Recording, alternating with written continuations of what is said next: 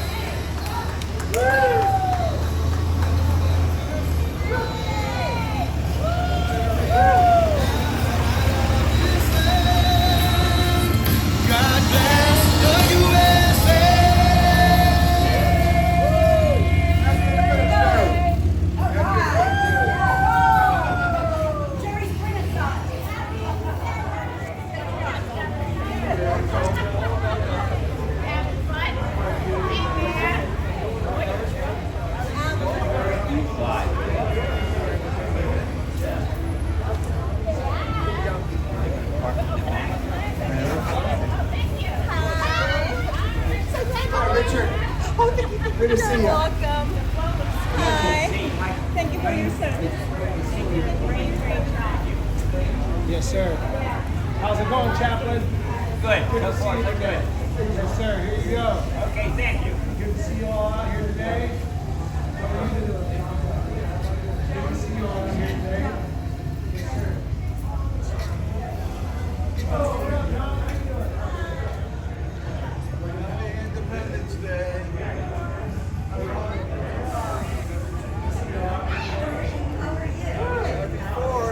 Happy 4th, Joe. Happy 4th. Happy 4th of July. Happy 4th, ladies. Yeah. On the Gulf of America.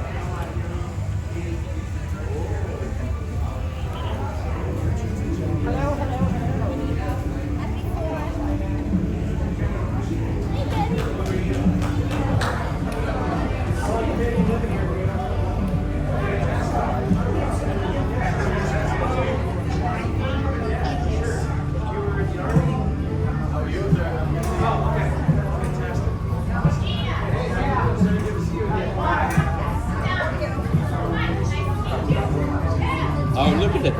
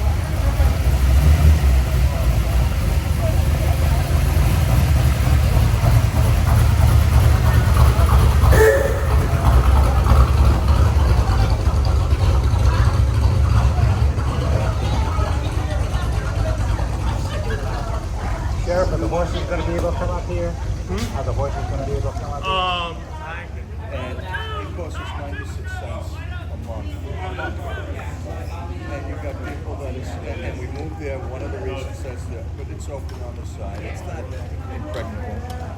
We shouldn't have to pay for this. It's a waste of money. You don't So I see want that to put too together often. some statistics that says maybe it doesn't give it some. Maybe it doesn't give it some crime compared to the other 7 stories. Yeah. And that's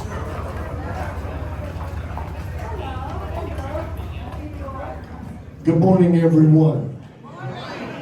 Thank you for being here today. What a great parade.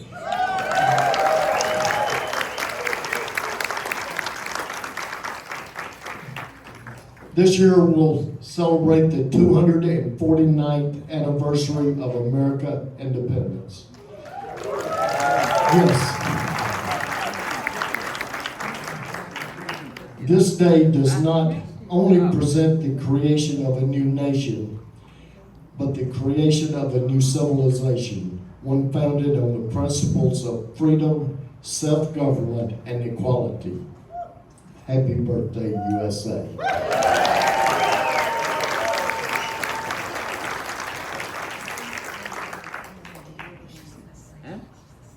What we're going to do is present our colors now, and then the national anthem again.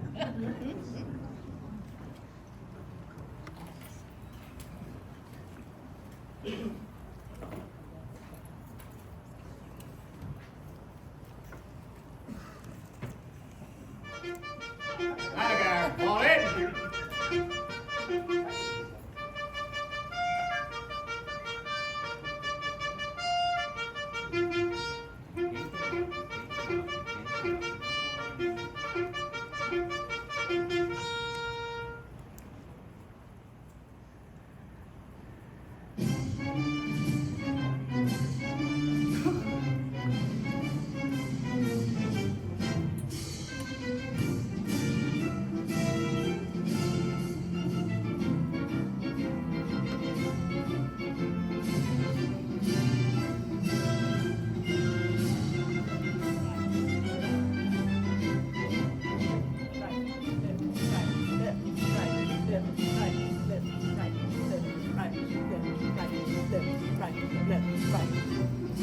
Present arms. Order arms. Forward march.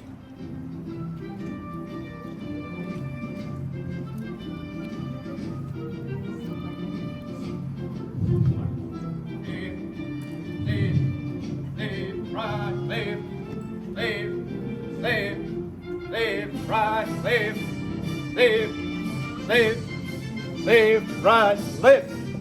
Forward arms. Present arms. Forward arms. Right shoulder arms. Forward arms.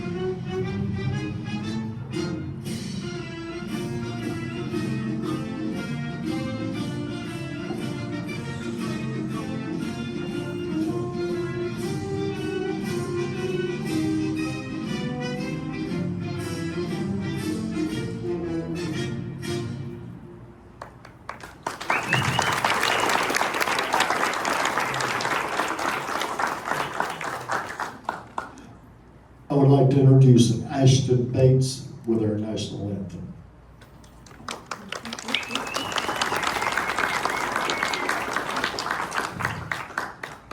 Oh, say, can you see by the dawn's early light what so proudly we hailed at the twilight's last gleaming, whose broad stripes and bright stars through the perilous fight o'er the ramparts we watched were so gallantly streaming, and the rocket's red glare, the bombs bursting in air, gave proof through the night that our flag was still there.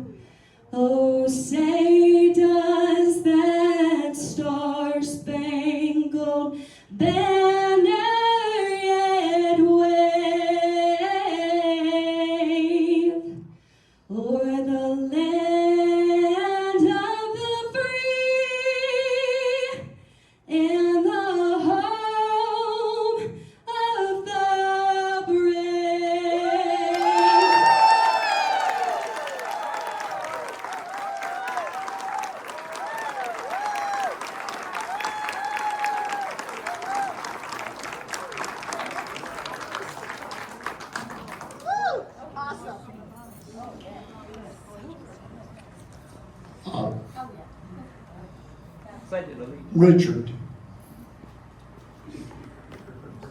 Richard will have our prayer and then we'll have the Pledge of Allegiance. Right shoulder, hard.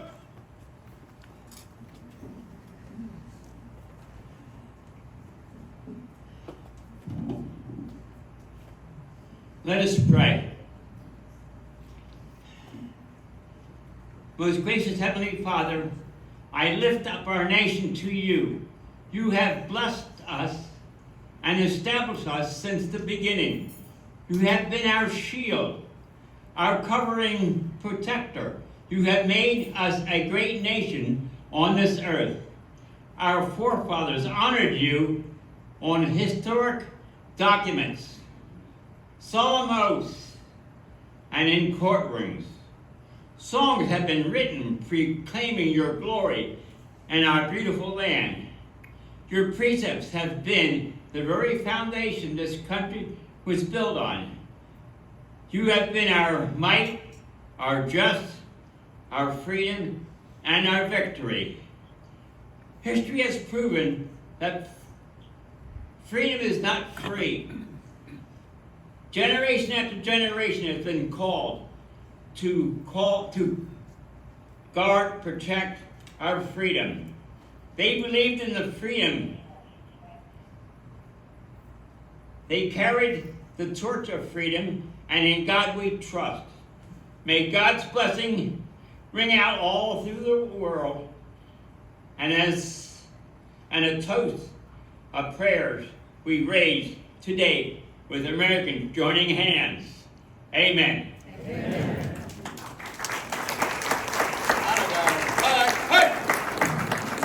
Forward, hard.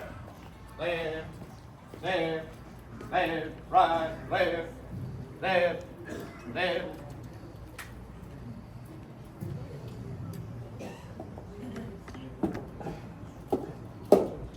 Please join me in reciting the Pledge of Allegiance. I pledge allegiance to the flag of the United States of America and to the republic for which it stands, one nation, under God, indivisible, with liberty and justice for all. Please be seated.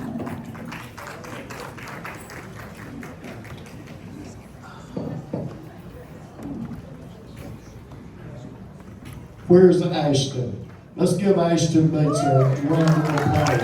She did a remarkable job. You can join us anytime, Ashton. Good job. Now I'm going to turn the program over to Joe Wolf. Joe is a retired New York City Police Department, is retired from the New York City Police Department. He is on the Master Board of Directors for the community. He's president of the Republican Club and a member of the Wellington Veterans Auxiliary. Joe? Thanks, Dave. What a fantastic rendition of the national anthem. I think it's better than the first one we heard. I don't know, get my notes here. How about that weatherman, huh? Don't give him a hand. You got it wrong. So again, thank you very much, Ashton, for such a great performance. We're going to be calling on you again soon, I think, for some of the other clubs that are in this community, if you're available. Special thanks to the sheriff and his department.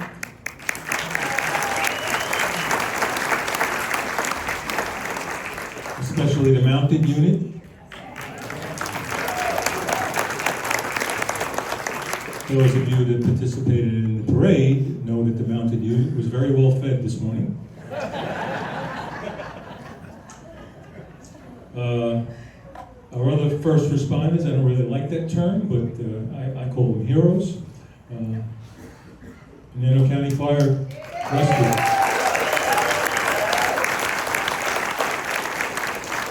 Thanks guys for joining us today. Let's see, a couple other things to do here. How about that float? I think this is the first year we had a float here, huh? Now, I might get this wrong, but I think it belongs to the Hernando County Republican Party.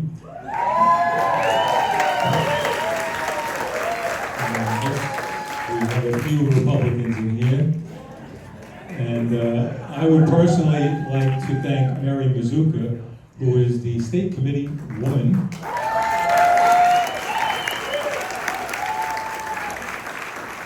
And she kind of organized the float. And actually, we were all working on it last night to get it right.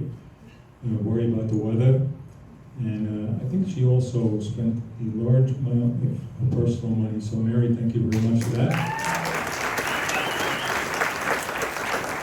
And I think you should all give yourselves a hand for being part of this parade, all the golf cart people, acid cars. So let me just introduce some of the elected officials that are present. Of course, we have our sheriff. You're going to be hearing from him in a moment.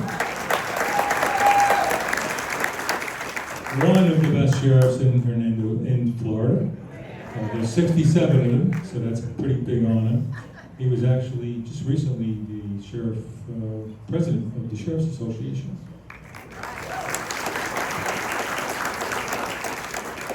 And I think this guy outranks you. I'm not quite sure if it matters, but State Representative Jeff Holcomb has joined us today.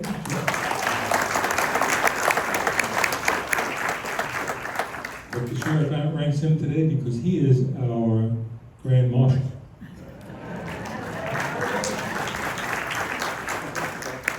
We have Board of County Commissioners John Alaco present. John. Fire Chief didn't make it, did he? No. Fire Chief was going to come, he didn't make it. And I already told you about Mary. So. And, oh, yeah. Well, it's an elected official. Amy Blackburn, your favorite person in the whole world.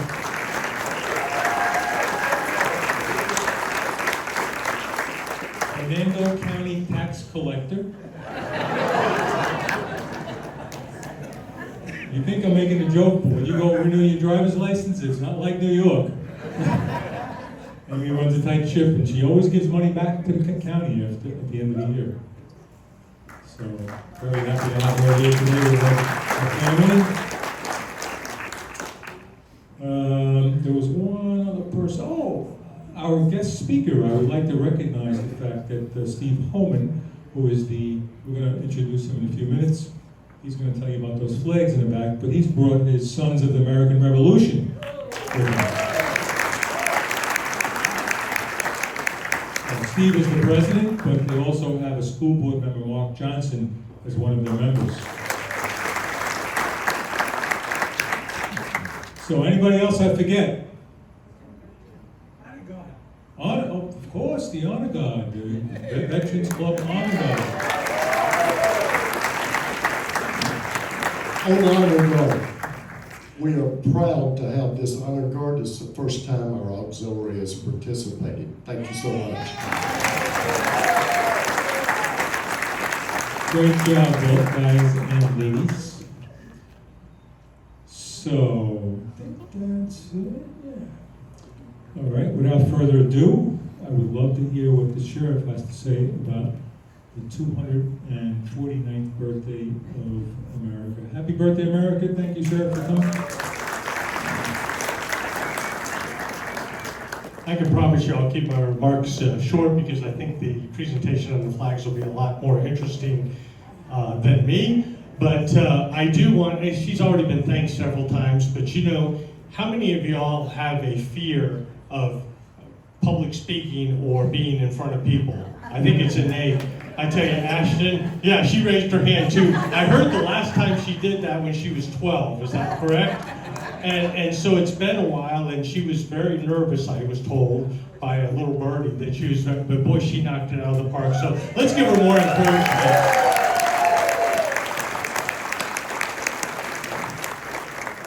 For those of us who get a little older and tend to think that the younger generation are nothing but a bunch of hoodlums, I can tell you firsthand that when I'm talking to my school resource deputies, that most kids really want to do the right thing. Unfortunately, who are the ones that get the attention, right? The ones that are breaking into cars and all that other stuff. But there are a lot of good kids in our community, and there's hope for the next generation. That is, if we don't mess it up before they have a chance to take over. So, and kind of speaking to that, you know, as I was coming in here, Richard was talking about prayer and praying for my deputies, and actually said a prayer with me before we started. And I think that's very important because we are one nation under God. Absolutely. And I can't tell you how many times people come up to me and say, you know, I'm praying for your deputies. And I said, please keep doing that. And if you're not praying for them, I'd appreciate it if you do pray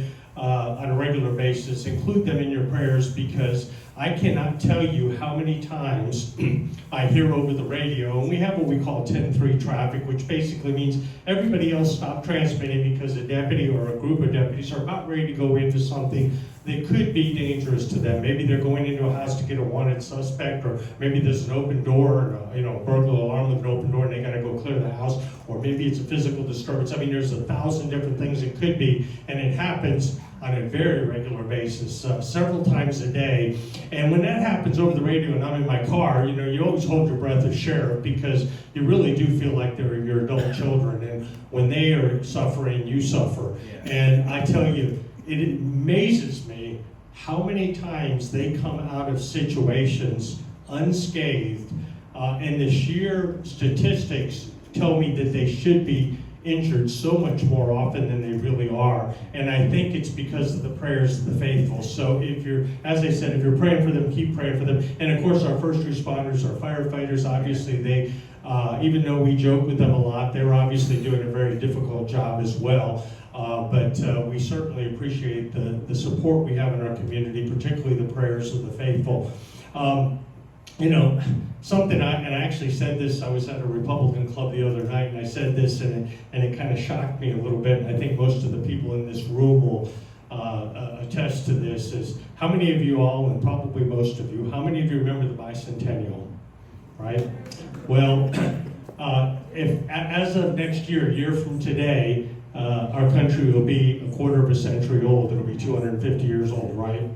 Well, if you saw the bicentennial, you have lived through at least 20% of our nation's history. At least 20. For those of you who are older than 50, it could be a little higher than that in the percentage, but we are such a young country.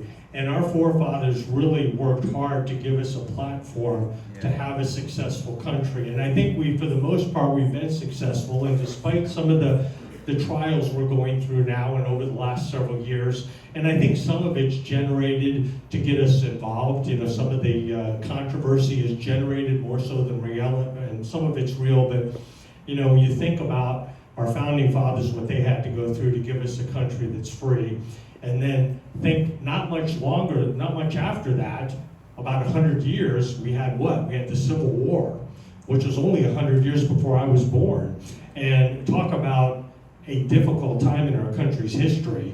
Nothing can compare to the Civil War as far as our country being divided and the number of lives lost and so forth as a percentage of the people that actually lived in our country. So, we've been through some tough times, and we're going to get through any tough times we see in the future as long as we remember some of what our founding fathers said. And I always like to go to the preamble of the Constitution, and I look at that kind of as the executive summary of our country's founding.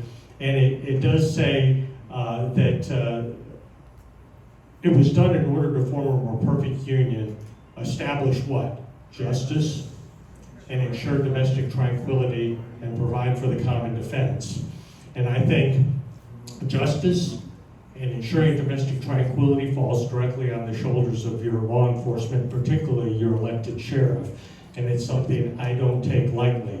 I was very surprised and very humbled that you asked me to be the Grand Marshal, but really the people who get the credit, a couple of which are staying in the back of the room, are my deputies who are out there in the middle of the night going to those calls that generate 10-3 traffic, and they certainly deserve all the credit. And the only reason I'm standing up here is to make sure that I give them the credit, but they're the ones out there every single day ensuring domestic tranquility. And they are ensuring justice to the absolute best of their ability. And I think although thank you.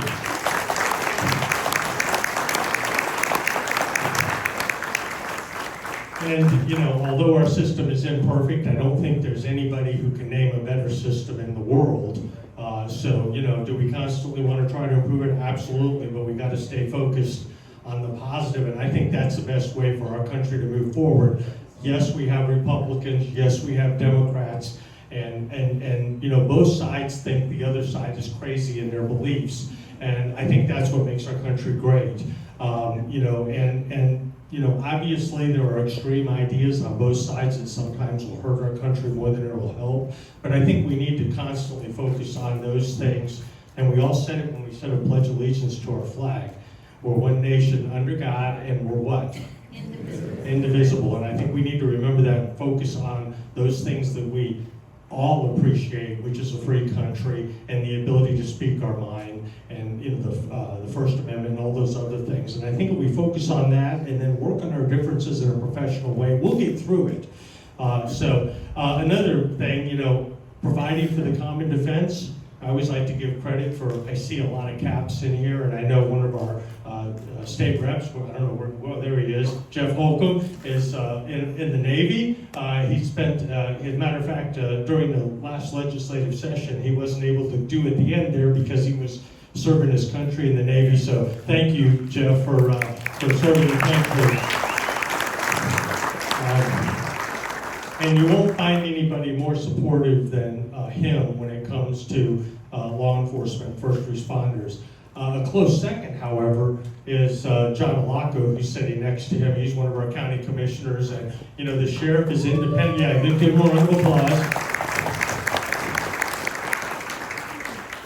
I always joke with our elected officials, particularly those people that are running. We got to find people, and I include myself in this, that are smart enough to not embarrass us, but dumb enough to actually take the job.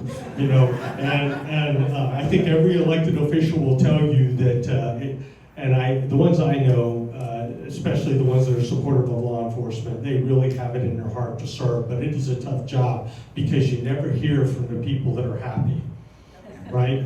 And we have 218,000 people, and no matter what you do, you're going to have a fairly large number that are going to be very unhappy with whatever decision you make, because if it's an easy decision, we never get to hear about it. It gets made. So, keep your elected officials, and then Amy's finding out too. Fortunately, she's in a little less controversial area, but still, nonetheless, she has to make difficult decisions every day, and she's dealing with the public and upsetting people. So, pray for your elected officials. also, and be patient with them and give them the benefit of the doubt, because some of the stuff you hear in the mainstream traditional media, in social media and others, is just totally false, and it is meant for nothing other than to get you upset with good people that are trying their best to do the right thing. So please keep them in your prayers as well. As always, thank you for your support. Again, I was very surprised when Joe said he wanted me to be the Grand Marshal. I figured he must really be scraping the bottom of the barrel.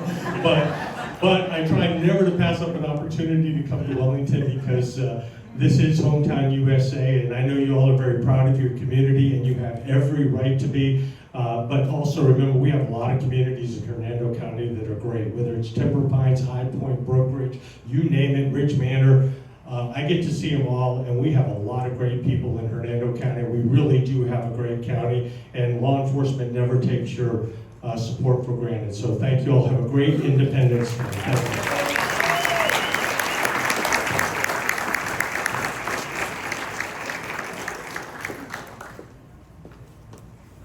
Is he gone yet? Truth be told, the Congressman Bilirakis, he's in Greece for a wedding, so he was our first choice. And listen, he has a much harder job than I do, so he deserves it more than I do, trust me. Actually, that's not the truth. The Congressman was our guest of honor last year, so you were our guest. Thank you very much, Sheriff, and thank all your deputies for being part of this. I meant to ask before, are there any losers in the room? Losers? Anybody from England? They have to work today. Well, we're happy to have you here. You're welcome. And I was actually in England. I spent some time in England, and I spoke to, I mentioned that to a friend of mine. I think it was the 4th of July. I said, what do you guys do for the 4th of July? He looked at me like, what? Don't you know? So anyway, so I can't think of anybody that would be better to talk today a few minutes about what they believe about our great country. And you already mentioned it, the sheriff already mentioned it, Representative Jeff Holcomb, who is not only a son of our county, but he's a son of the Wellington. His mom lives here. So, plus he's a Navy veteran, reserves. I think actually was deployed recently, even though it was in Tampa. I didn't know Tampa was command center for all those. It's called Tampa State. So, Representative Holcomb, would you like to say a few words? Thank you.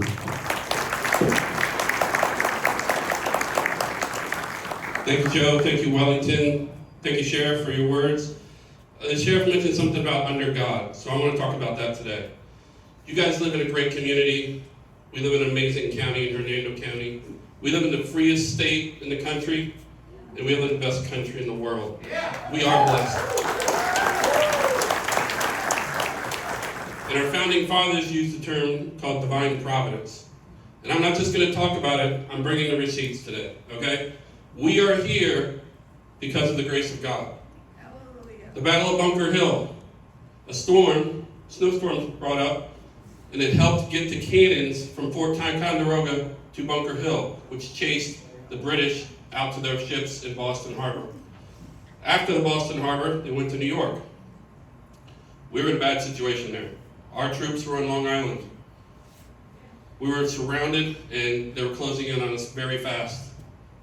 But that night, when they had to get out, a very dense fog covered the water between Long Island and Manhattan, and they escaped, or the war could have been over right there.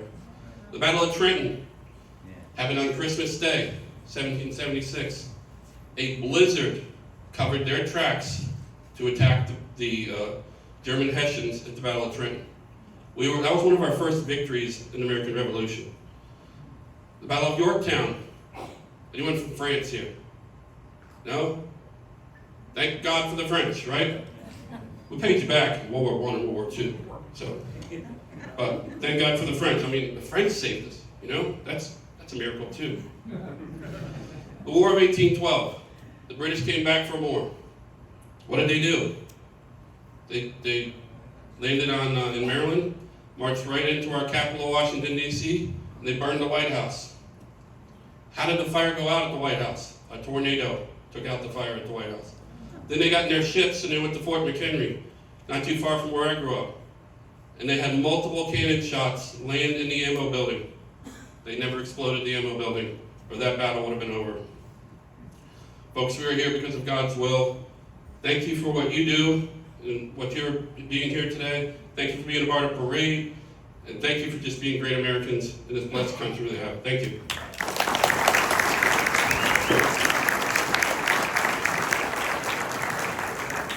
Thank you, Representative Holcomb.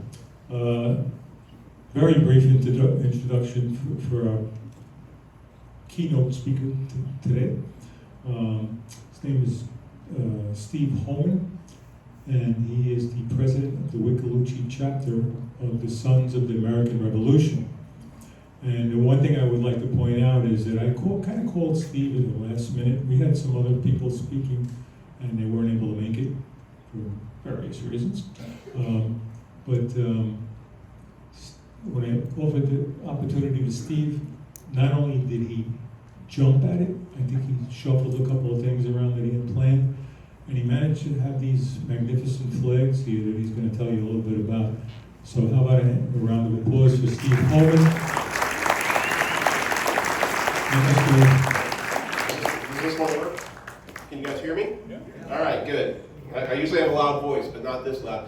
Yeah, Sheriff, if you were surprised to be asked, wait, you can imagine my surprise when I got a phone call a week and a half ago. So, Tom, let's go ahead and hit the slides. Let's see. So we're going to bring this all the way around back to the Barnabas Webb Powderhorn flag.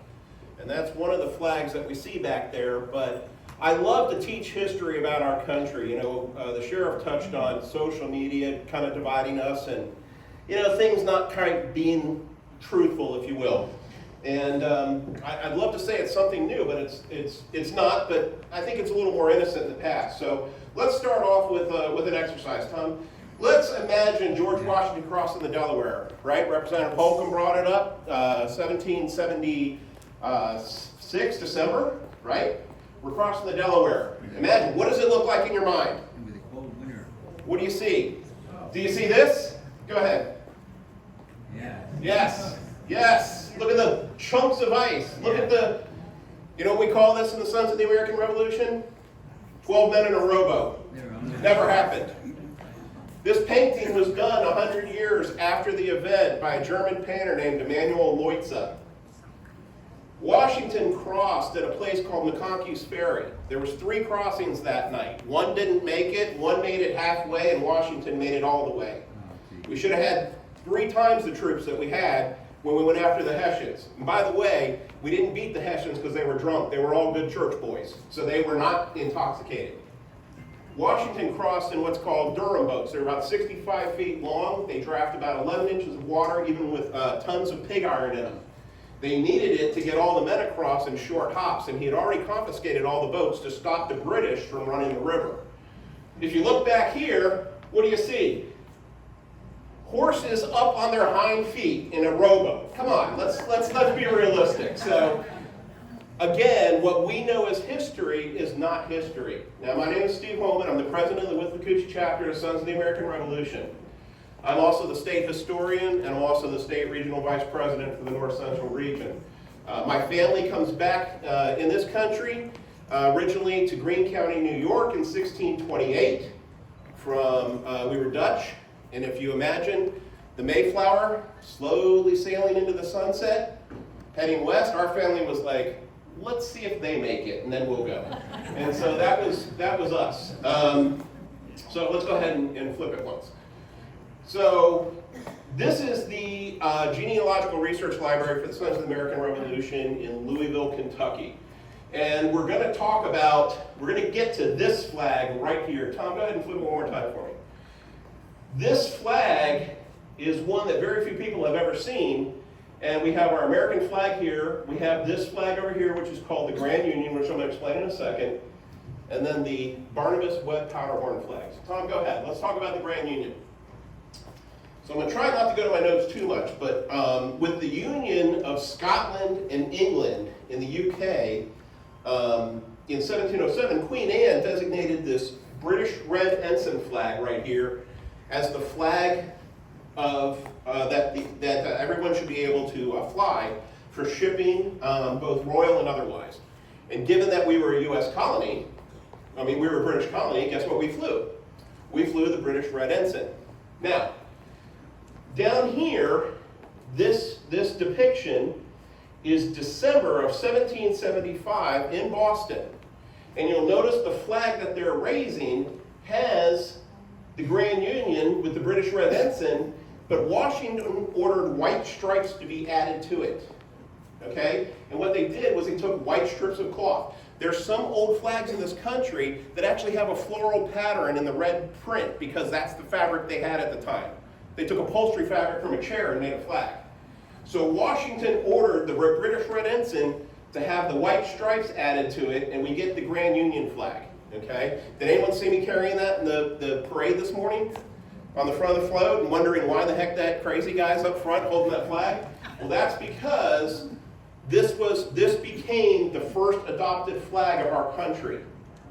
And in fact, it was made the official first flag of our country 250 years and 2 days ago. July 2nd, 1775, this is the first American flag.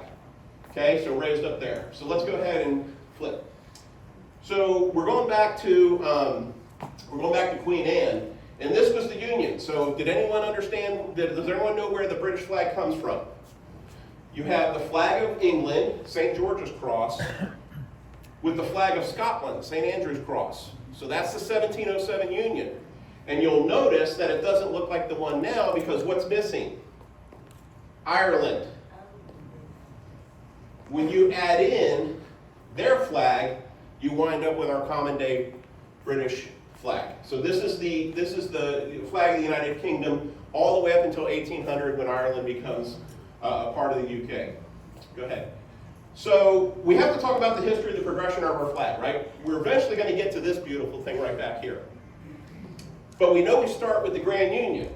And the Grand Union goes on for a couple of years, and then in committee, the flag committee is called to come up with a better flag. Now, Washington loved these things.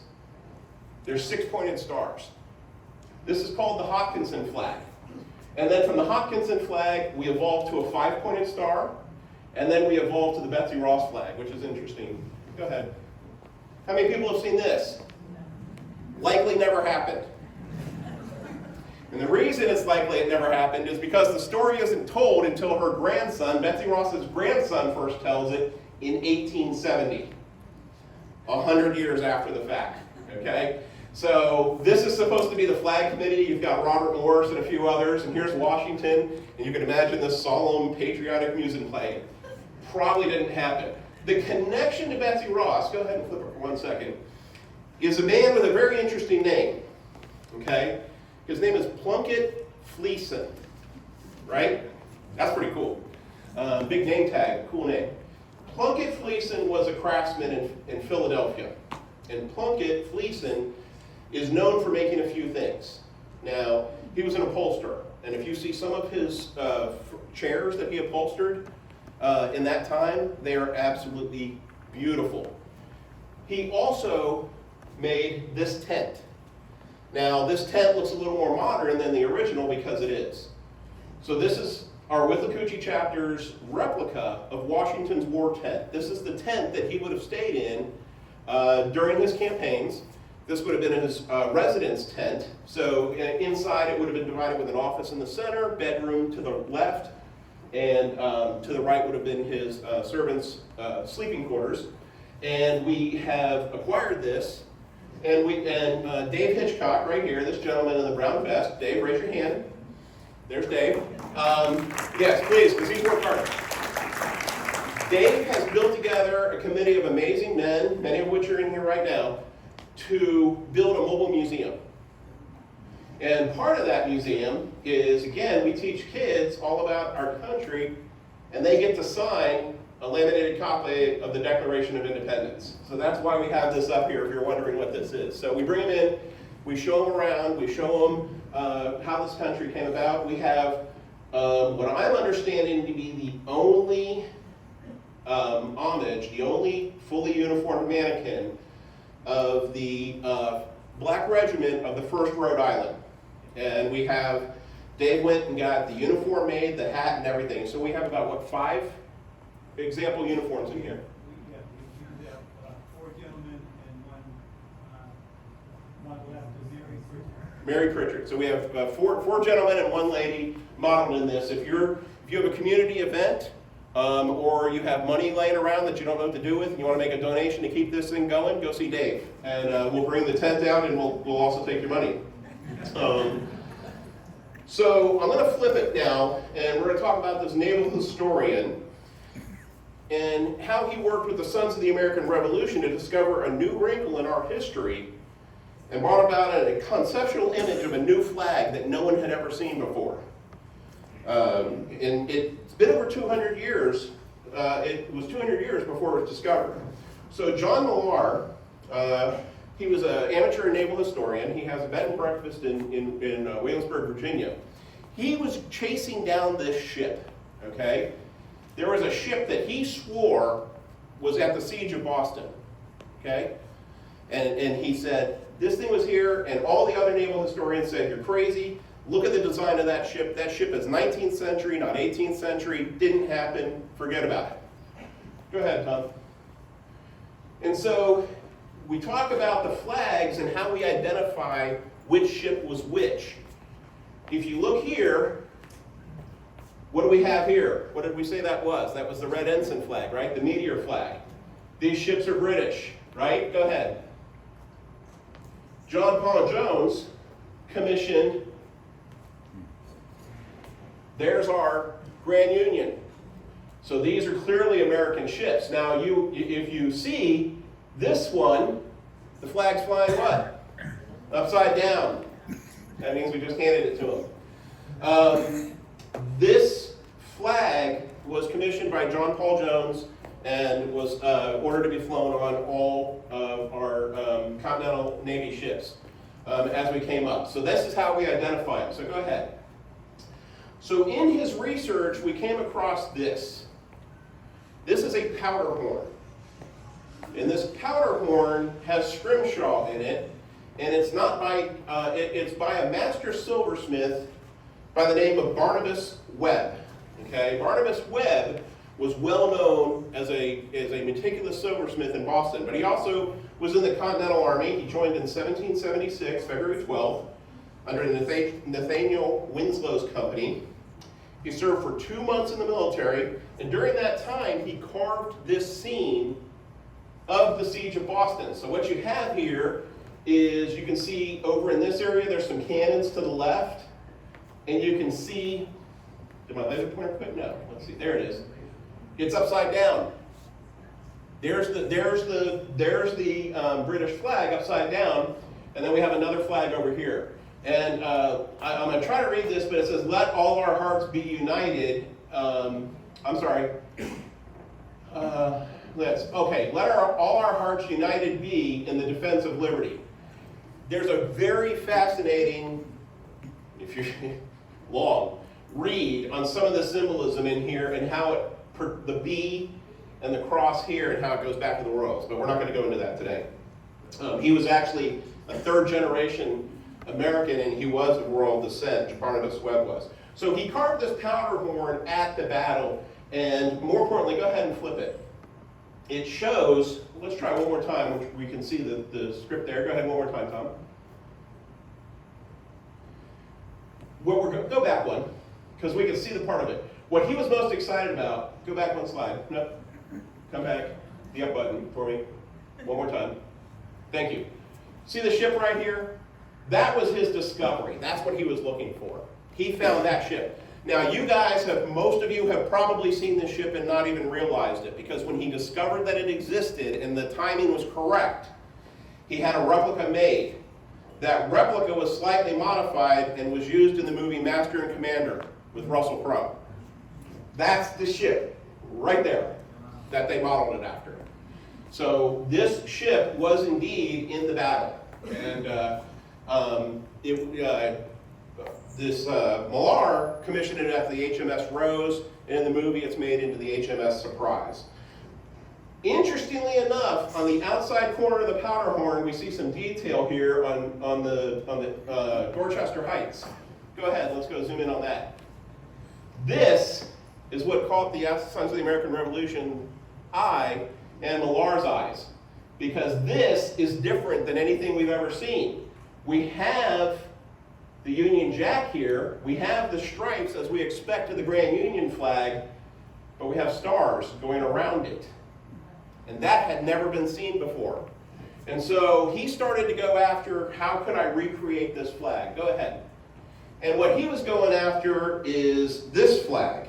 And he looked at it, and he attempted with his conceptual image based on the naval Serapis flag, right? Any Navy guys in here? Have you seen this one before?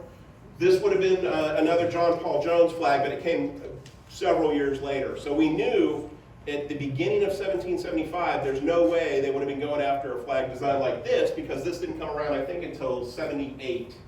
So about 3 years later. So go ahead.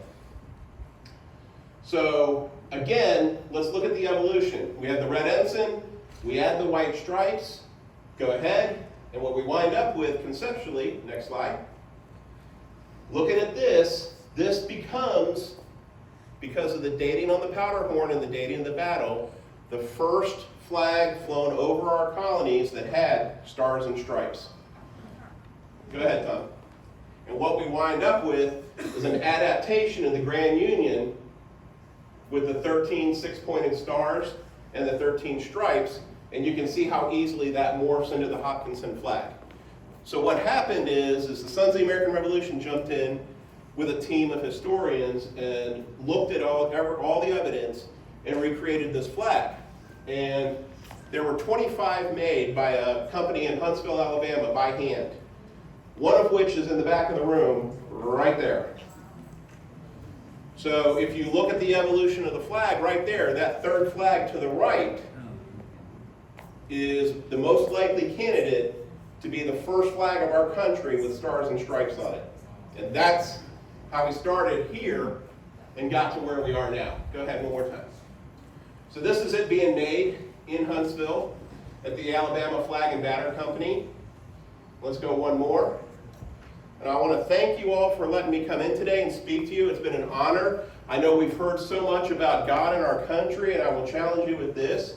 The next time someone tells you, do we need to rewrite the Constitution? We have to remember the Constitution was written for a God-fearing country. We don't need to rewrite the Constitution. We need to get God back in our country is what we need to do. So thank you, and God bless America.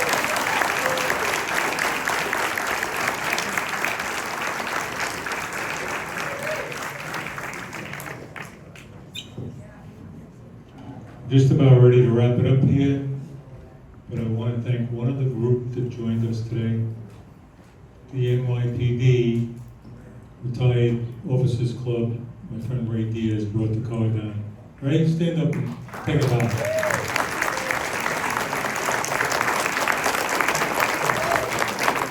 Turn it back over to Dave. Thank everybody for coming out today, and Dave's going to close up.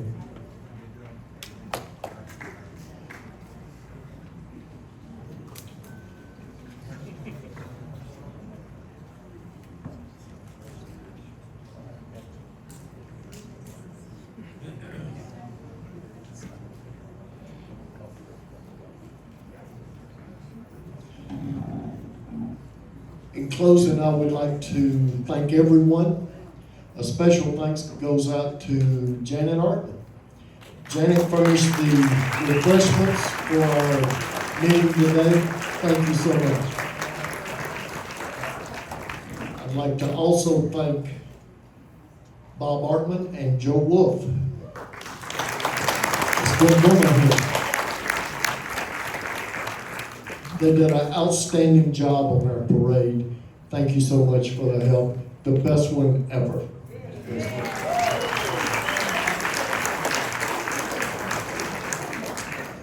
In closing, we're going to have a song kind of in the memory of Chuck Hurst. He was a long-time resident of our community. He passed away a year or so ago. He was the only honorary member of the Wellington Veterans Club.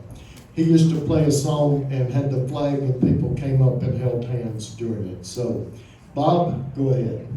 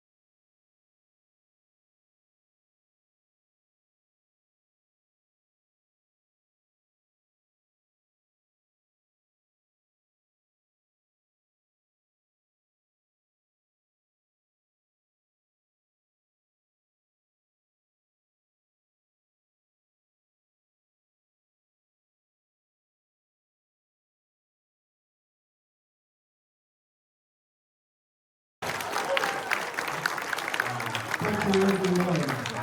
Thank you for being here today. Please be safe going home. Have a wonderful day, and happy birthday to the USA.